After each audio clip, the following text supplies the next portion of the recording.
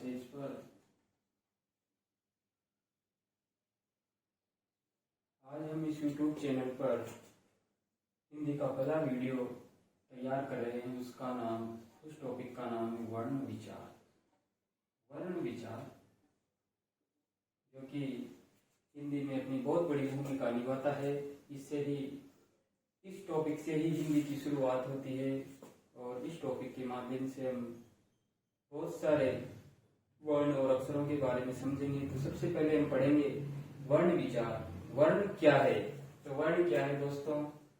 वर्ण की परिभाषा होती है भाषा की सबसे छोटी इकाई वर्ण कहलाती है। भाषा की सबसे छोटी इकाई वर्ण कहलाती है। कभी कभी आप कंफ्यूजन होते हैं कि वर्ण और ध्वनि में क्या अंतर है। वर्ण और ध्वनि, तो इसका सीधा सा तरीका है कि भाषा के लिखित रूप को वर्ण कहते हैं और भाषा के मौखिक रूप को ध्वनि कहते हैं। यदि आप हमारे इस YouTube चैनल पर नए हैं तो हमारे इस YouTube चैनल को सब्सक्राइब करें। वर्ण पढ़ा हमने। वर्ण क्या है? भाषा की सबसे छोटी इकाई वर्ण कहलाती है। भाषा से ही मानव जीवन सभ्य, सुदृढ़ और मजबूत बनता है। तो भाषा का ज्ञान व्यक्ति के मानव व्यक्तित्व में होना बहुत जरूरी है, क्योंकि भाषा से ही संस्कारों की उत्पत्ति होती है। भाषा ही जीवन का मुख्य केंद्र बिंदु है। इसी से ही मानव का विकास संभव है। तो हमें सीखना जरूरी है कि भाषा का ज्ञान हमारे मानव जीवन में बहुत ही उपयोगी है। तो हम पढ़ रहे हैं वर्ण विचार, और वर्ण विचार में हम पढ़ेंगे वर्ण कौन कौन से होते हैं। तो हमने इसमें परिभाषा पढ़ी है कि भाषा की सबसे छोटी इकाई वर्ण कहलाती है और वर्ण का विभाजन किया गया है। टोटल वर्ण 44 बताए गए हैं और इन 44 वर्ण को 2 भागों में बांटा गया है, जिसे हम स्वर और व्यंजन के रूप में जानते हैं। स्वर और व्यंजन के रूप में पहचानते हैं। इन्हीं 44 लेटर्स को हम 11 लेटर्स को स्वर में विभाजित करते हैं और 33 लेटर्स को व्यंजन में विभाजित करते हैं। तो हम इन स्वर और व्यंजन क्या कहलाते हैं? स्वर वे वर्ण हैं जो स्वतंत्र रूप से मुख से उच्चारित होते हैं। क्या होते हैं वो? स्वतंत्र रूप से, उन्हें हम स्वर कहते हैं। स्वर 11 है, जैसे ई, उ, री, ए, ऐ, ओ और औ। ये पढ़े हमने 11 स्वर। कौन कौन से? आ, ई, उ, री, ए, ऐ, ओ और औ। वैसे ही व्यंजन में हम पढ़ेंगे। तो व्यंजन में भी व्यंजनों के बहुत से प्रकार बताए गए, जैसे हम पढ़ रहे हैं। तो सबसे पहले हम लिखते हैं क, च, ट, और प। हमें याद करना है व्यंजन को। एक ये अक्षरों का फॉर्मूला है क, च, ट, त, प। इसके याद रखने से हमें व्यंजन क्रम से याद रहते हैं, जैसे क, ख, ग, ह, गे, च, छ, ज, झ और ञे। ट, ठ, ड, ढ, न, द, द, द, ध,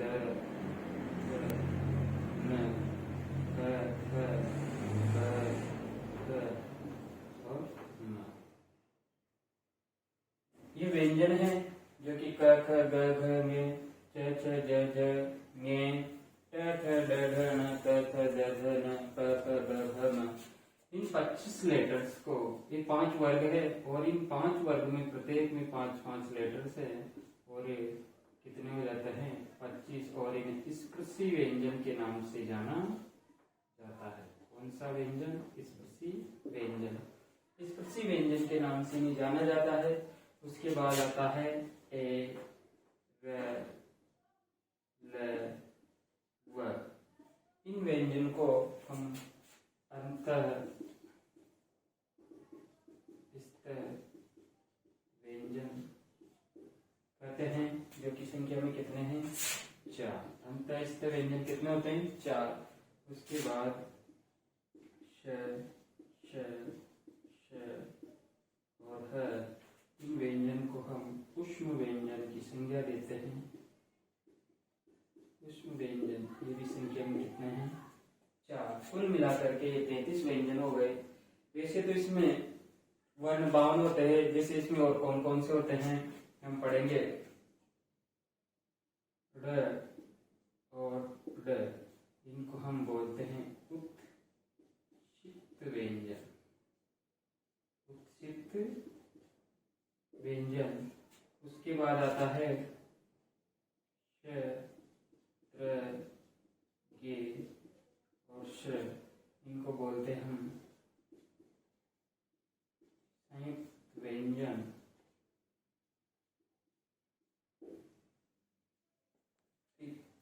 उसी प्रकार इन स्वरों का वर्गीकरण किया गया है, जैसे मूल स्वर,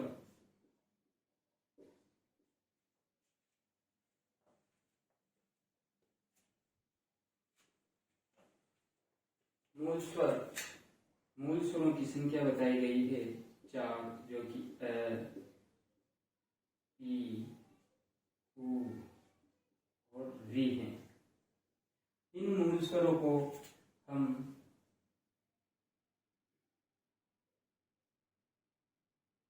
विश्व स्वर के नाम से भी जानते हैं। स्वर, ये इनका क्या है नाम है। उसके बाद दीर्घ स्वर। दीर्घ स्वरों की संख्या कितनी है 7। इनके अलावा जो बचे वो क्या है दीर्घ स्वर, जैसे आ, ई, उ, ए, ऐ, ओ, औ। ये सब क्या है दीर्घ स्वर। एक और स्वर आता है जिसे हम बोलते हैं प्लुत स्वर, जिसमें जैसे हम कोई शब्द बोलते हैं ओम, तो इसमें ये वाला क्या कहलाता है प्लुत स्वर कहलाता है। इस प्रकार से हमारे स्वर और व्यंजन का वर्गीकरण है। आपसे प्रश्न पूछे कि वर्णमाला में कितने अक्षर है, तो आपका उत्तर रहेगा 44। आपसे पूछे कि मूल स्वरों की संख्या कितनी है 4, स्वरों की संख्या कितनी है 11। इस प्रकार से आपसे पूछे स्पर्श व्यंजन 25, अंतःस्थ 4, ऊष्म 4 और पूछे आपसे क्षिप्त व्यंजन कितने हैं, तो आप बताओगे 2। और वर्ण की पूछे तो टोटल कितने हैं 44। वैसे 52 वर्ण भी होते हैं, तो मैंने बताया आपको 44 के बाद 2 जोड़ेंगे कितने हो गए 46 और 2 4 ही जोड़ेंगे कितने हो जाएंगे 50। और उसके बाद स्वरों में होते हैं, जैसे एक हम पढ़ते हैं अयोग वाह। क्या पढ़ते हैं अयोग वाह, जैसे अं और अह। इन सबको मिलाकर के कितने हो जाते हैं 52 वर्ण। आपसे पूछे सामान्यतया हिंदी वर्णमाला में कितने वर्ण होते हैं, तो आपका उत्तर जाएगा कितना 44। आपसे पूछे स्वर कितने हैं 11। लेकिन कभी कभी परीक्षा में आपसे पूछा जाता है कि हिंदी में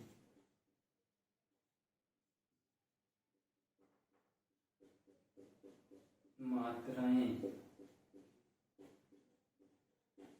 कितनी होती है। प्यारे साथियों, आप जल्दबाजी में जितने स्वर पढ़ते हैं उतनी आप मात्रा को उत्तर लगा देते हैं, लेकिन हिंदी वर्णमाला में मात्राएं केवल और केवल 10 होती है। इस अ की कोई मात्रा नहीं होती है। इस अ की मात्रा नहीं होती है, तो आपको उत्तर कितना चला जाएगा? 10।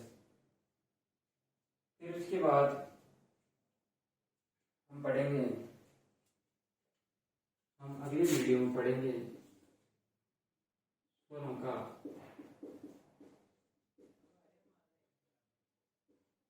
वर्गीकरण। वर्गीकरण में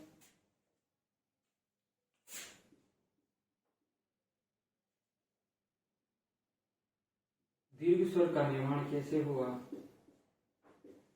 किनसे मिलाकर दीर्घ स्वर बना, कैसे संयुक्त व्यंजन बने,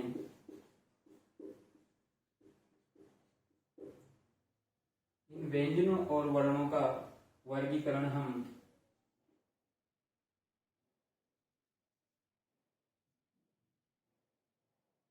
करेंगे। तो प्यारे साथियों, हमने पढ़ा वर्ण विचार। वर्ण विचार में सबसे पहले हमने पढ़ा भाषा की सबसे छोटी इकाई को वर्ण कहा जाता है। भाषा की सबसे छोटी इकाई को वर्ण कहा जाता है। हिंदी वर्णमाला में वर्णों की संख्या कितनी है?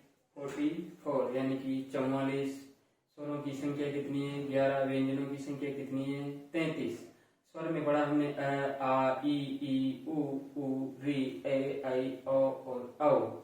उसके बाद हमने पढ़े व्यंजन। व्यंजन में सबसे पहले पढ़ा हमने स्पर्शी व्यंजन। स्पर्शी व्यंजनों की संख्या कितनी है? 25। क, ख, ग, घ, गे, च, छ, ज, झ, गे, ट, ठ, ड, ढ, न, त, थ, द, ध, न, प, फ, ब, भ, म। ये स्पर्शी व्यंजन 25 हो। इसके बाद हमने पढ़े उष्म व्यंजन, अंतस्थ व्यंजन जो कि ये, र, ल, व। फिर पढ़े हमने उष्म, स, श, ह। फिर हमने पढ़ा आगे उत्क्षिप्त व्यंजन, ड और ड।